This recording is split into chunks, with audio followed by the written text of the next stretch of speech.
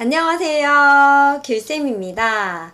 오늘은 4학년 2학기 과학 3단원 그림자와 거울 두 번째 시간입니다.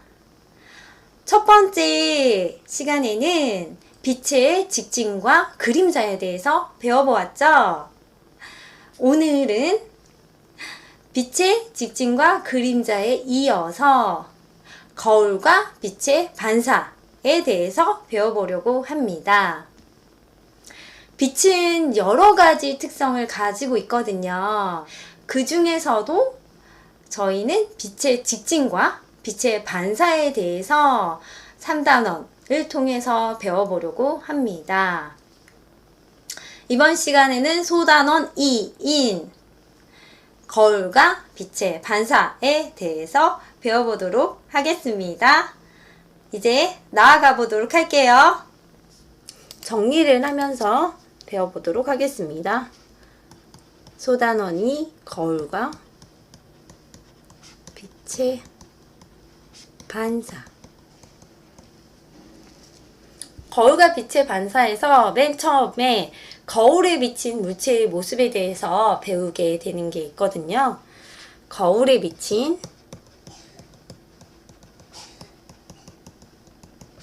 물체의 모습. 거울에 비친 물체의 모습은 어떤지, 실제의 모습과 어떤 공통점을 가지고 어떤 차이점을 가지는지에 대해서 배워보는 거예요.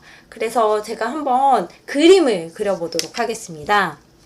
어떤 아이가 거울 앞에 서 있어요. 그러면 어떤 아이가 뒷모습만 보이게 되겠죠? 저희 눈에는 팔을 짠짠 들고 있네요. 그쵸? 그러면 이 아이의 입장에서 이쪽은 왼손에 해당하죠? 이쪽은 오른손에 해당하죠? 왼손, 오른손을 다 짠! 들고 있어요. 네, 얘는 이제 거울을 쳐다보고 있겠지요. 그쵸? 그러면 저는 이 거울에 비친 이 아이의 모습을 저는 하늘색으로 표시하도록 하겠습니다. 여기 거울에 비친 아이의 모습은 이렇게 웃고 있네요. 목이 너무 굵군. 이렇게 돼 있어요. 이 아이가 똑같이 팔을 짠짠 펼치고 있겠죠? 네. 이 모습이에요. 그러면, 우리가 거울에 비친 이 아이를 보는 거잖아요. 그래서, 아, 내가 여기 있구나, 라고 이 아이는 인식하게 되겠죠. 그래서, 볼 수 있겠죠. 그러면 이렇게 쫙 서로 이렇게 이어볼 수가 있겠죠. 짠짠 이어볼 수가 있겠죠. 그러면 여기 왼손을 번쩍 들었을 때 이쪽 부분이 이 왼손에 대한 상이죠. 그래서 왼손에 대한 상이고 이쪽 부분은 오른손을 들었을 때 보이는 모습이니까 오른손에 대한 상이겠죠. 그쵸? 근데 우리가 한 번 더 생각을 해보자면 이 파란색 아이의 입장에서 봐보면 이 아이의 입장에서 이쪽 손은 오른쪽 손일까요? 왼쪽 손일까요? 이렇게 손을 들었잖아요. 그래서 상의 입장에서는 오른쪽 손을 든 거예요. 상에서는 오른쪽 손에 해당하죠. 그 다음에 이쪽은 상의 입장에서는 왼쪽 손에 해당해요. 상의 입장에서는 왼쪽 손. 그래서 내가 왼손을 들면 거울은 오른손을 드는 것처럼 보이고 내가 오른손을 들면 거울은 왼손을 드는 것처럼 보이게 되는 거예요. 그래서 물체의 상하, 위아래는 바뀌지 않지만 물체의 좌우는 바뀌어서 보여지는 게 바로 거울로 볼 수 있는 상이에요. 그래서 여기서 공통점과 차이점을 한번 정리해 보도록 할게요. 공통점이라고 하는 것은 실제의 모습과 거울에 비친 모습의 공통점과 차이점이에요. 실제의 모습과 거울에 비친 모습의 공통점. 모습, 얘는 이제 상이라고 많이 하거든요. 그래서 공통점은 어떻죠? 색깔이 같고, 그 다음에 위에 아래가 바뀌지 않는 거죠. 그래서 색깔이 같다?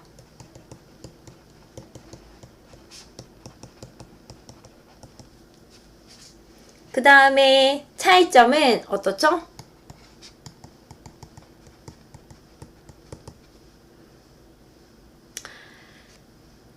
팔의 위치가 반대죠. 그렇죠? 그래서 좌우가 바뀌어서 보인다.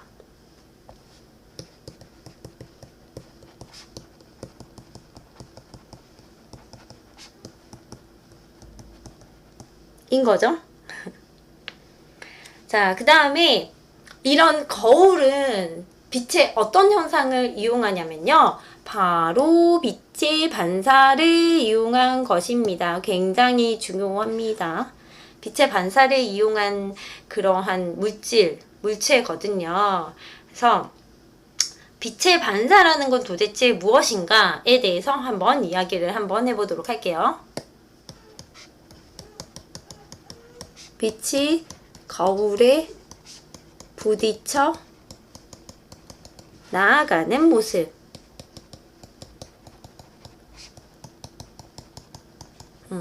이게 바로 빛의 반사를 이용한 거거든요. 앞전에 소단원 1단원은 빛의 직진성에 대한 그거에 대한 결과가 그림자가 생기는 원리를 볼 수 있는 거였거든요. 근데 여기는 빛의 반사예요. 그래서 빛의 반사란 무엇이냐라고 생각을 할 수 있거든요. 예를 들어서 제가 한번 설명을 해보겠습니다. 여러분, 친구들끼리 놀 때 어떻게 노세요? 막 뭐라고, 네 얼굴 못생겼어? 막 이렇게 얘기하면, 반사! 이렇게 얘기하죠. 그 반사라고 하는 게 어떤 거죠? 바로 그걸 되돌려 너한테 주겠다라는 뜻이잖아요. 그게 맞아요. 반사는 그런 뜻을 가지고 있죠. 우리 한번 반사 뜻을 한번 찾아보도록 할까요? 일정한 방향으로 나아가던 파동이 다른 물체의 표면에 부딪혀서 나아가던 방향을 반대로 바꾸는 현상이 반사입니다. 제가 영상을 찍은 게 있는데 이걸 한번 플레이하면서 얘기를 한번 해보도록 하겠습니다. 이거 굉장히 잘 나온 빛의 반사 현상이거든요. 이쪽의 빛은 어떻게 갔죠? 반사돼서 이쪽으로 갔고, 이쪽의 빛은 반사돼서 이쪽으로 갔어요. 그래서 빛의 반사도 어떠한 규칙을 따르거든요. 그거를 좀 설명해 보려고 합니다. 그래서 빛의 반사라고 하는 거는 이렇게 들어왔던 빛이 어떤 물체와 부딪혀서 다른 방향으로 나아가는 거거든요. 그렇죠? 그리고 거울과 같은 매끄러운 그런 물질의 빛의 반사가 훨씬 더 잘 이루어지는 걸 볼 수 있습니다. 이렇게 움직임이 왔다 갔다 하면 빛이 반사되는 그런 모양이 조금 달라지죠. 그래서 되게 신기하더라고요. 자, 다시 돌아와서 빛의 반사에 대해서 제가 설명을 한번 해보자면, 방금 이렇게 거울이 있었고 제가 이렇게 손전등을 비추었잖아요. 이렇게 비추었죠. 그러면 빛은 이렇게 거울에 들어갔겠죠? 입사됐겠죠? 그러면 반사되는 빛은 어떻게 되냐면요. 자, 이거를 띠띠띠띠띠띠띠 해가지고 반사되는 빛을 그려보도록 할게요. 반사되는 빛은 만약에 이 각도라고 하면 이 각도만큼 벌어져서 반사합니다. 그래서 입사각, 반사각. 예를 들어서 중심선이 있다고 하면 내가 이렇게 빛을 거울에 딱 입사를 하면은 반사는 이렇게 똑같은 각도로 반사가 되고, 내가 이렇게 좀 각도가 크게 이렇게 하면 이렇게 각도가 크게 그림이 이상한데 다시 하면 각도가 크게 이렇게 한마디로 여기가 45도는 아닌데 여기 한 30도 정도인데요. 자, 30도. 여기를 한 30도 정도로 이 수직선과 이 각도가 30도 정도로 입사를 하면 30도 정도로 반사를 하게 돼요. 이게 입사각 반사각. 그래서 빛의 그 반사의 그런 규칙들이에요. 그래서 나중에 중학교 때 배우게 되거든요. 그래서 그 그림을 굉장히 잘 표현해준 손전등 거울 실험이었어요. 방금 영상은. 그래서 빛이 거울에 부딪혀서 나아가는 모습은 빛의 반사 현상에 해당하게 됩니다. 그쵸? 자, 그러면 정리를 한번 해보도록 할게요. 빛이 나아가다가 거울에 부딪혀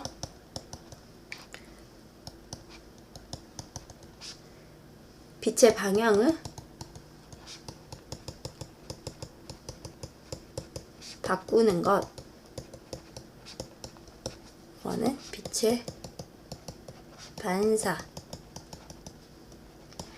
합니다.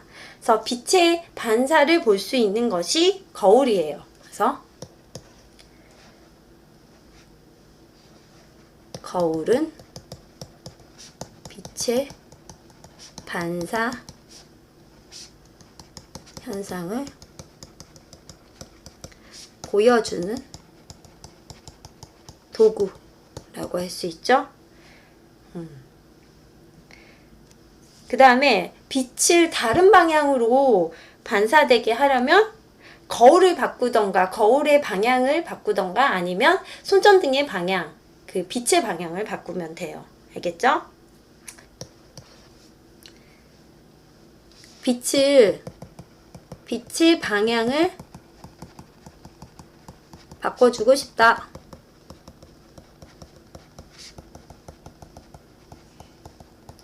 빛 자체의 방향을 바꿔줘도 되고, 만약에 빛의 방향은 가만히 있는데 바꿔주고 싶다라고 하면은 거울을 바꿔주면 돼요.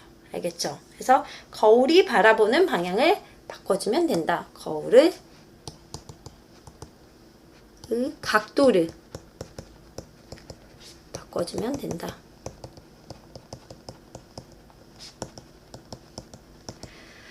자, 그러면 거울을 이용하는 예가 어떤 게 있는지 한번 알아보도록 할게요. 생활에서 굉장히 많죠. 거울을 이용하는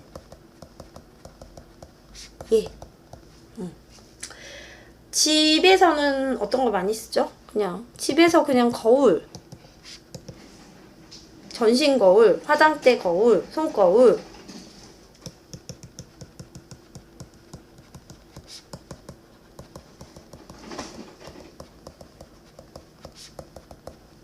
이런 것들이 있겠죠. 그 다음에 가게들, 어떤 가게들, 미용실, 얼굴을 봐야 되니까 옷가게, 신발가게 등 거울이 필요한 데는 있겠죠. 그 다음에 자동차 거울은 필수죠. 그죠? 자동차 뒷거울, 자동차 옆거울, 그렇죠. 그래서 자동차 운전석 위에 거울, 그렇죠? 룸미러, 사이드미러.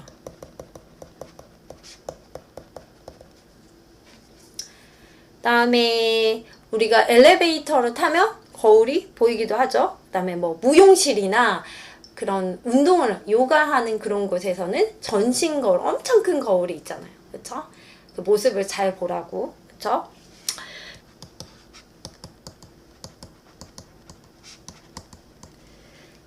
여러분이 예술품 같은 경우도 거울을 이용하는 경우가 있죠. 그쵸? 예술품. 그 다음에 거울을 이용해서 실내를 넓어 보이게 할 수도 있어요. 아시죠? 거울을 통해서 빛의 반사를 통해서 여기 위에 더 있구나, 옆에 더 있구나, 이거를 알 수 있게 할 수도 있죠. 그 다음에 그 거울로 굉장히 재밌게 나는 한 명인데 여러 명이 나오게도 이렇게 할 수 있잖아요. 그래서 그런 것들도 이제 재밌는 상품으로 이제 쓰이기도 하죠. 그렇죠? 거울로 여러 상 만들기.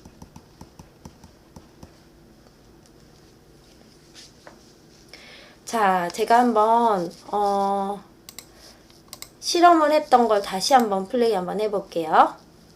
자, 이거는 다람쥐가 있었을 때 어떻죠?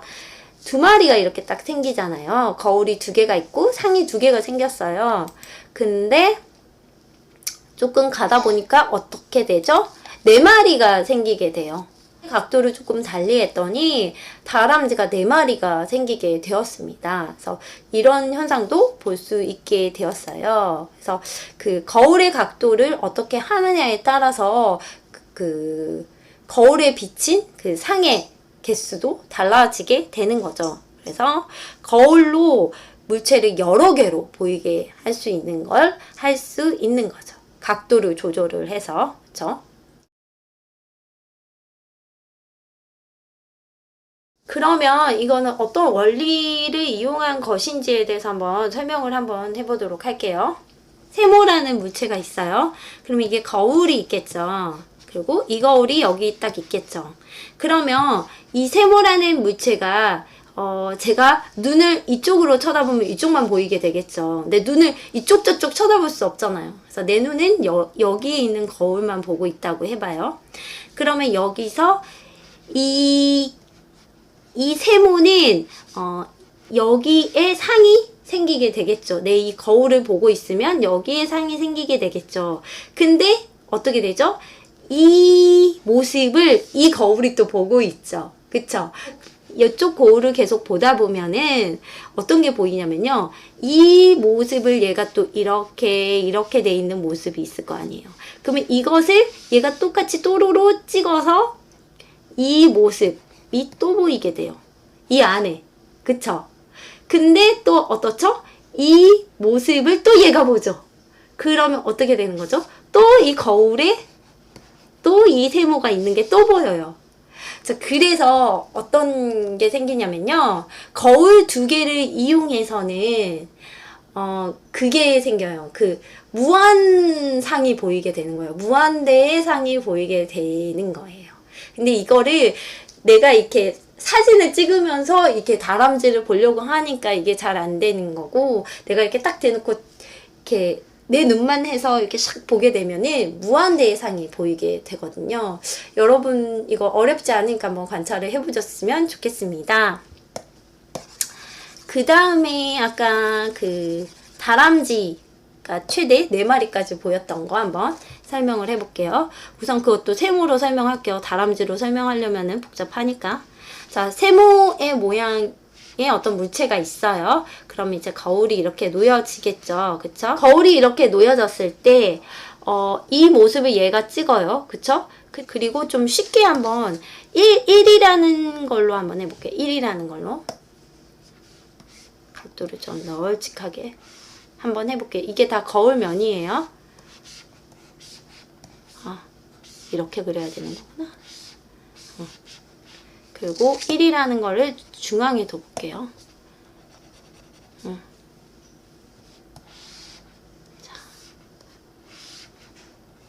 자, 이렇게 있다고 하면 이 것에 대한 상은 우선 여기에 찍히게 됐죠. 굉장히 정직하게 이렇게 찍히게 되겠죠. 그쵸? 근데 우리가 가만 보니 이 모습을 누가 보죠? 이 거울이 봐요. 그쵸? 그러면 이 모습을 거울이 봐서 이쪽 부분에 찍힐 수도 있고, 또 이 모습을 얘가 봐서 이쪽 부분에 찍힐 수가 있는 거예요. 왜냐면 얘네들은 이제 빛들이 오면 바로 반사하는 거기 때문에. 알겠죠? 그래서 4가지가 생기게 되는 거죠. 네 마리의 다람쥐가 생기게 되는 겁니다. 그래서 그 다음에 아까 빛의 반사를 이용해서 하는 실험들 중에 어떤 게 있냐면요. 손전등이 있고 그 다음에 손전등에 나아가는 부분에 거울을 위치를 해요. 거울을 위치해서 어떤 관역판에 이 정중앙을 맞추는 법을 한번 알아보는 실험이 있거든요. 근데 여러분 아까 제가 빛의 반사 현상에서 그 원리를 이야기를 해줬잖아요. 어떻게 돼요? 이렇게 딴딴딴 하면 요만큼 벌어진 부분까지만 나아가요. 그러면 이것을 위치를 요리조리 바꿔줘서 여기다 맞춰줄 수도 있고 얘를 이쪽으로 옮겨가지고 이렇게 맞춰주면은 정중앙에 딱 빛이 나아가게 되겠죠. 그래서 이거는 빛의 반사 현상에서 이제 반사각이 같다라는 것을 중학교 때 배우지만 이제 우리가 이제 실험적으로 알 수 있게 이제 배우는 그런 실험에 해당하게 되죠. 알겠죠? 그 다음에 또 재밌는 게 하나가 있는데 한번 제가 설명을 한번 해보도록 할게요. 우리가 옷을 이렇게 제가 그림을 못 그리는데 그림을 그려야 될 상황이 많네요. 자, 제가 신발을 샀어요. 신발 가게에서 거울을 두고 이제 신발이 나랑 어울리는지 안 어울리는지 한번 살펴볼 수 있잖아요. 자, 그거를 볼 때 어떤 원리를 통해서 보게 되는지 제가 한번 설명을 해볼게요. 왜냐면 이 발은 내가 이렇게 구부리지 않은 이상, 몸을 구부리지 않은 이상 이 발은 볼 수가 없잖아요. 근데 구부리지 않고 내 발을 보는 거잖아요. 그게 빛의 반사를 이용하는 거거든요. 자, 내 눈이 보는 거예요. 중요한 거는. 그죠? 내 눈에 빛이 들어와야지 인식이 되는 거잖아요. 그러기 위해서는 어떻게 돼야 되죠? 이 신발에 있는 빛이 이렇게 들어와서 거울에서 반사된 빛이 내 눈에 들어와야 합니다. 알겠죠? 그래서 나는 굳이 몸을 구부리지 않아도 이 신발을 볼 수 있는 거예요. 그래서 여기서 하나의 퀴즈가 나옵니다. 여러분 퀴즈를 하나 내보도록 하겠습니다. 그러면 내가 내 전신을 보려면 전신 거울이 필요하겠죠? 전신 거울은 내 키에 적어도 어느 정도가 돼야지 내 몸을 전체를 볼 수 있을까? 내 키에 어느 정도? 벌써 답이 나왔어요. 자, 내 키는 어디서부터 어디까지죠? 여기서부터 여기까지죠. 그러면 빛의 반사를 이용해서 내가 여기 끝에까지 봐야 될 거 아니에요. 그쵸? 여기서부터까지. 그쵸? 빛의 반사를 이용해서. 자, 그러면 전신거울의 길이는 어느 정도냐면요. 딱 나의 키의 반이에요. 나의 키의 2분의 1 반이면 나의 전체를 볼 수 있는 거예요. 왜냐? 빛의 반사 현상을 이용하기 때문이에요. 알겠죠? 여기까지 소단원 2단원 거울과 빛의 반사에 대해서 알아보았습니다. 다음 시간에는 4단원으로 공부를 한번 해보도록 하겠습니다. 여러분 공부 열심히 하시고요. 지나가시면서 빛의 직진 현상, 거울을 이용한 빛의 직진 현상이 어떤 게 있는지 한번 살펴보시는 것도 좋은 경험이고 좋은 배움이 될 것 같습니다. 그럼 시청해 주셔서 감사합니다.